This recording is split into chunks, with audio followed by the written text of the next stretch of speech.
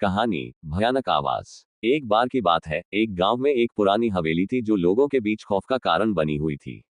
गांव वाले कहते थे कि हवेली में रात के समय अजीब अजीब आवाजें आती थीं। कुछ ने तो ये भी देखा था कि खिड़कियों के पीछे एक चेहरा झांक रहा था। राधिका, जो एक साहसी लड़की थी, ने ये सब सुना और हवेली की सच्चाई जानने का निश्चय किया। एक रात जब सब सो रहे थे, राधिका चुपके से हवेली की ओर बढ़ी। हवेली का दरवाजा खुला था और उसने भीतर प्रवेश किया। अंदर की स्थिति भयावह थी, दीवारों पर सीलन और हर जगह धूल का परत चढ़ा हुआ था। जैसे ही राधिका ने कदम बढ़ाया, उसे अचानक एक भयानक चीख सुनाई दी। वह पूरी तरह सन्न रह गई, लेकिन उसने डर को अपने ऊपर हावी नहीं होने दिया। वह आवाज की ओर बढ़ी और देखा कि एक पुराना बक्सा खुला हुआ था।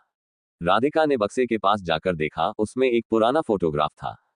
जब उसने तस्वीर को देखा तो उसकी सांसें थम गईं। तस्वीर में वह चेहरा था जिसने उसे पहले खिड़की से देखा था। वह चेहरा एक लड़की का था और उसके चेहरे पर उदासी और पीड़ा के भाव थे। तभी वह फिर से वही चीख सुनाई दी और एक तेज हवा चलने लगी। राधिका ने देखा कि चारों ओर छाया घेरने लगी। राधिका ने डरते डरते बक्से को बंद किया और वापस दरवाजे की ओर भागी। लेकिन दरवाजा अपने आप बंद हो गया। उसे एहसास हुआ कि वह अब बाहर नहीं जा सकती।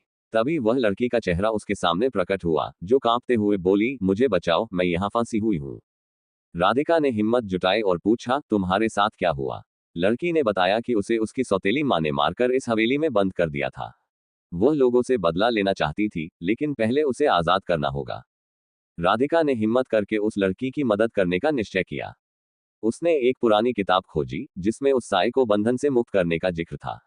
अंततः एक मंत्र पढ़ने के बाद हवेली में एक तेज रोशनी फैली और वह लड़की धीरे धीरे अपने रूप में ढलने लगी। अब वह आजाद थी। वह राधिका को धन्यवाद कहकर हवेली से बाहर चली गई। लेकिन जब राधिका ने बाहर देखा तो सूरज निकल आया था और सब कुछ सामान्य लग रहा था। हवेली अब शांत थी और सभी डर खत्म हो चुका था। इस घटना के बाद गांव वाले फिर से उस हवेली के पास जाने लगे। राधिका ने सीख लिया कि कभी कभी डर का सामना करने से ही सच्चाई का पता चलता है।